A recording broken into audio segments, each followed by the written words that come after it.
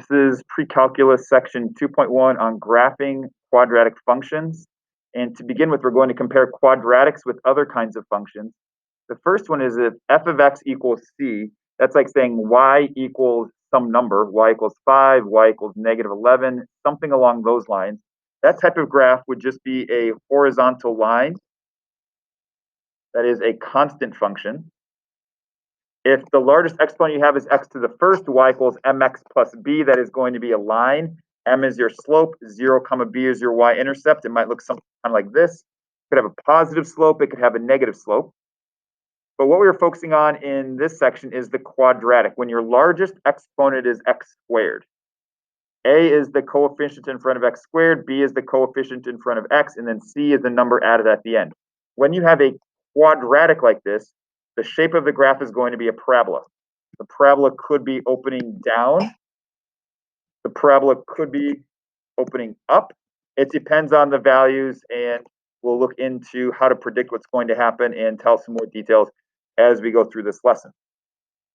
To begin with, we're going to graph from vertex form. We'll also look at what's called standard form and intercepts form, but we're going to start with the vertex form because, quite frankly, it is the best. When an equation is in this vertex form, we can get the most important information right off the bat. You might recall from last chapter, we had the parent functions and we could shift them. So as far as this one goes, this one shifts to the right by h, up by k. So I would know then that every point, most specifically, most importantly, the vertex is going to be shifted right h, up k. It's going to be at h comma k. Additionally, with the a value we have out front, if a is positive, the parabola is going to open up. If a is negative, the parabola is going to open down. And one more thing about the a value. So if we have our vertex at h comma k right there, and typically if a is equal to 1, to get more points on the graph, and we're going to be graphing 5 points for all these, we could move to the side, the left and to the right by 1, and then if a is equal to 1, we would go up by 1. If we did that again, we could go to the right by 1 and left by 1. This time we would go up by 3. So it's up 1, up 3, then eventually up 5, and so on. But that gives us the nice parabola curve that we expect. The difference is if a is a different number, like if a is 5 out front or negative 7, we would take the normal vertical translations of going up 1, up 3, up 5, and multiply those by whatever the a value is to get the new steepness of the parabola. So there's the general. Let's go to a specific example here. We want to graph it from this form. To begin with, the vertex I can see is at 3 comma 1, so over 3, up 1. There is the most important point. And as I mentioned before, we need at least 5 points. Here's one, we need 4 more. Because our a value is negative 2, that means as we move to the left and the right by 1, we would go down by 1, 2. So here's our next one. 1 times negative 2 is how we knew we were going down by 2. Normally it would be up by 3 for the next one, but we multiply that by negative 2 and it's negative 6.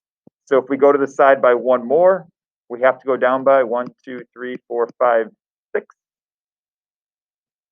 And now we have our parabola shape with the correct vertex and a good approximation of the steepness of the curve. The negative 2 is making it go down steeper than typical. We have our 5 points, so this looks adequate for our graph. So if the parabola is in this nice vertex form, we've got the vertex, we can figure out the slope, and it's a quick way to graph it. This is really the preferred way to graph a parabola as long as it is in that form. Now the problem is going to be they're not always going to be presented in that form, so we have to have this algebra skill called completing the square. As an example of how to do that, x squared plus 8x plus 10, my goal is to make this into a perfect square to make it look like the ones that we had before. So to do that, first of all, rearrange x squared plus 8x, leave a blank, push this plus 10 to the outside, add that blank again. So we're going to ignore this plus 10 for a second. and focus just off of this. I want this yellow part to be a perfect square. I'm going to add something to this to make that yellow part a perfect square. I want to put a number here so that when I factor this, there's two numbers that multiply to this, and the same two numbers add up to 8. And those two numbers have to be identical. And that number is half of 8, or 4.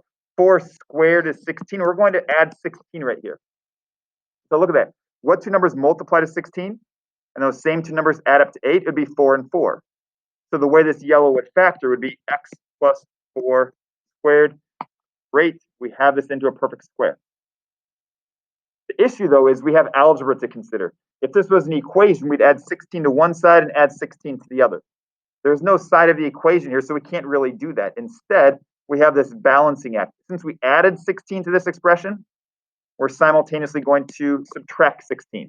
So the plus 16 that wasn't there, the minus 16 that wasn't there, balance each other out. Now we're really adding 0. That's okay. And what that does for us is at the tail end of this, if we combine those two numbers, we get a -6. So if this was a graphing problem and it was y equals that, we could get our vertex directly from this. Here, this equation is a quadratic because it's x squared, and the goal is to graph it. And I want to get it into the vertex form because I think that's the easiest way to graph it. So we're going to do a little bit of algebra first. Y equals x squared plus 12x blank plus 40 corresponding blank. Focusing on this, because the leading coefficient is 1, because the coefficient in front of the x is even, this completing the square is not a bad method. Half of 12 is 6. Always take half of that number and then square that, which is 36.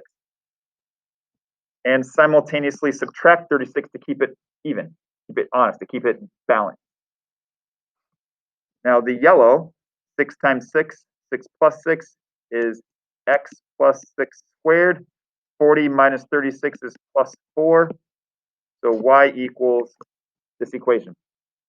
From here, we're going to graph it and then answer all these questions.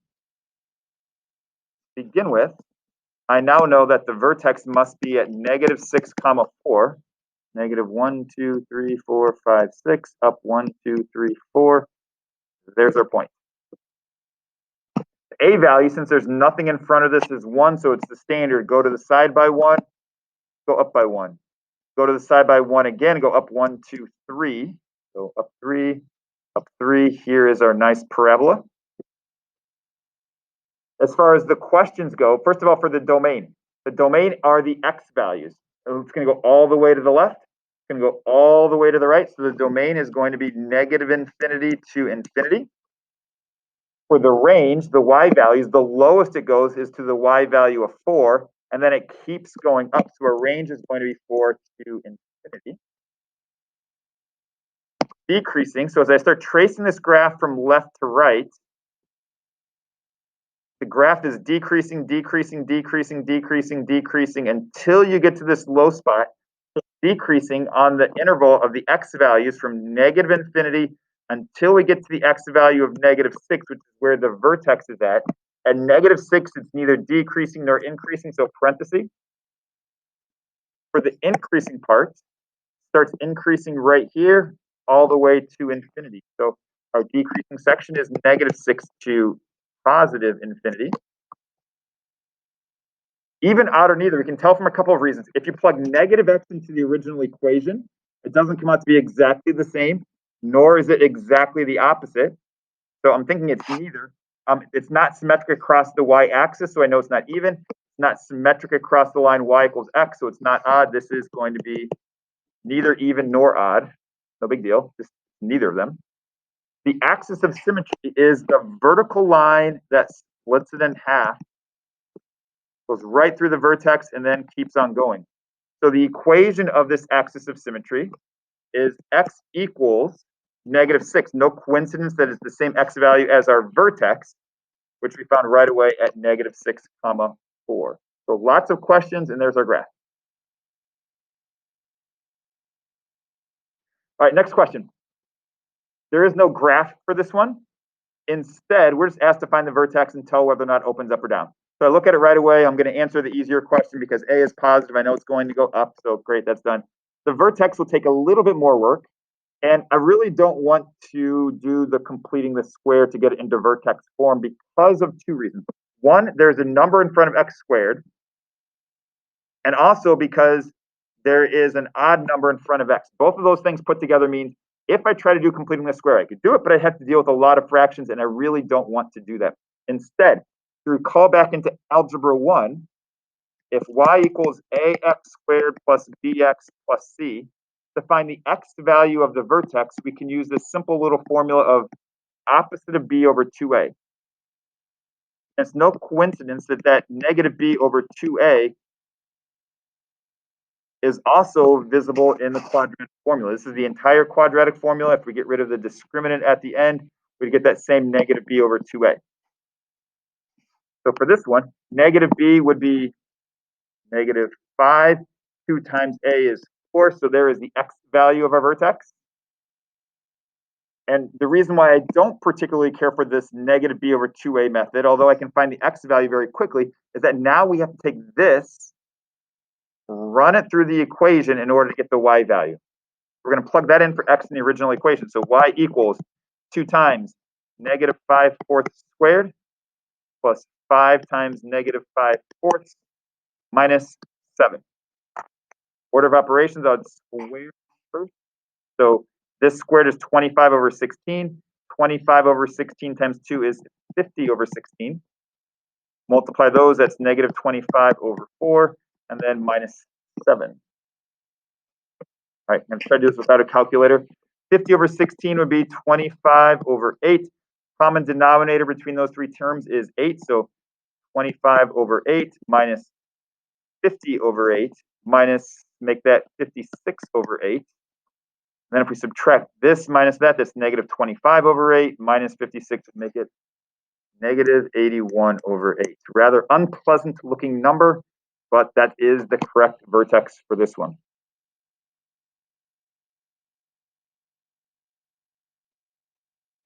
Next up is graphing from intercept form.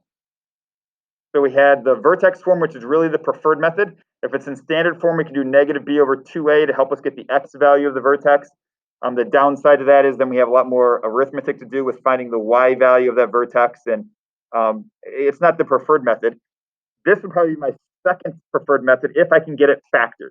So when an equation is in this factored form, I can get the x-intercept right away. So as I think about how to graph something, normally what I would do is I'd plug some x values into the equation. So I was making a chart, and I said, why don't I go ahead and plug in c for x? Then I do a times x minus c times, plugging c for x would be c minus c times c minus d. Anywhere I saw an x, I'm plugging c in for it. Right, a times, well, c minus c is 0. So a times 0 is 0, times that is going to be 0 also. So we have a point at c comma 0. C comma 0 is right on the x-axis, so C0 is an x-intercept. And if I could do that for C, you could also do it for D. Plug D in, we'd get a point at D comma 0. So when it's factored like this, we get our x-intercepts from those solutions. So those are 2 of the 5 points we're going to need in order to graph. If I look at that, let's say C comma 0 point, D comma 0 point, I would still need to get 3 more points. Most importantly, I need to get the vertex, which is always going to be the most important point. If I think about where would the x value of the vertex be, it would have to be in between those 2 points. In fact, it would make sense if it's right in the middle of those 2 points. And the way we find an x value right in between, right in the middle, is to average them. In other words, the x value of the vertex is going to be the average of c and d. Add them together and divide by 2. So c plus d divided by 2 will give us the x value of the vertex. Maybe it's above, maybe it's below, but the x value is right in between them. That would be our third point. Then we can figure out the slope to get 2 more points. So there's the general. Now let's go to a specific. Goal is to graph this. Good news, it's already in factored form. I can see that from here, there's going to be an x-intercept.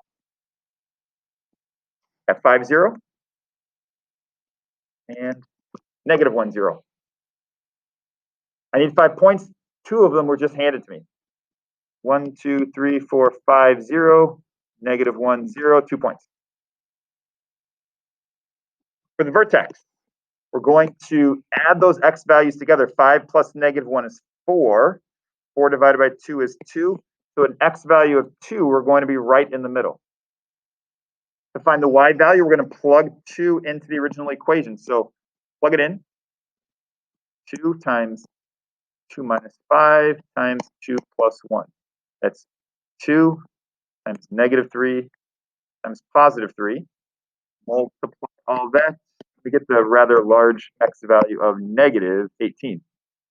1, 2, 3, 4, 5, 6, 7, 8, 9, 10, 11, 12, 13, 14, 15, 16, 17, 18, 2, negative 18, all the way down there.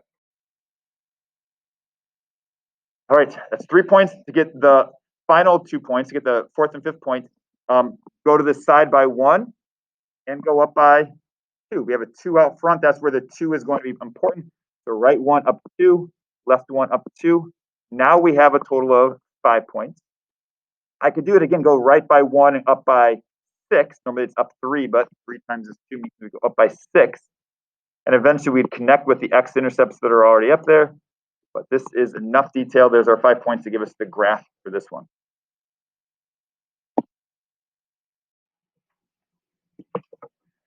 The goal in this last problem is to find the x-intercepts and the x value of the vertex. To do that, we're going to try factoring.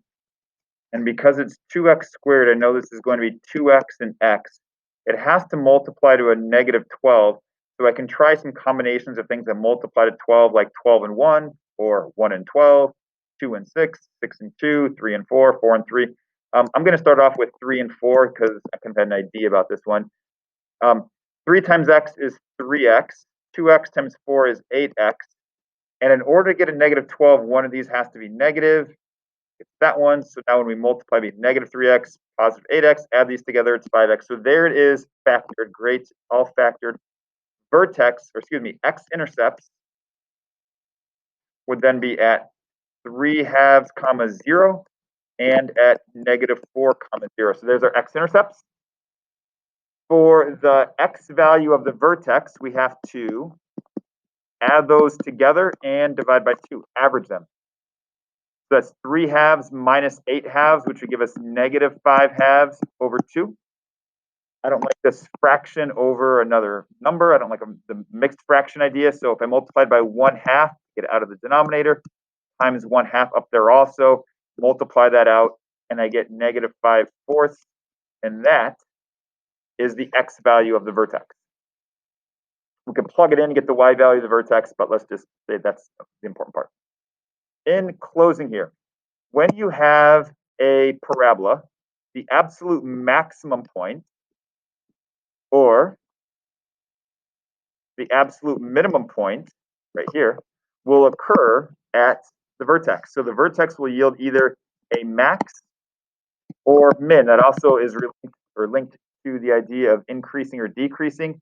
The graph will be increasing or decreasing through one interval until you get to the x value of the vertex, and then it will change. The vertex is the average of the x-intercepts. Average the x values together, and we can get to the x value of the vertex. And lastly, if you have an equation in standard form like this to get the vertex, you don't want to use completing the square. We could use negative b over 2a, find that value, and then plug it in to get the y value. So there's our 2.1 section on quadratic.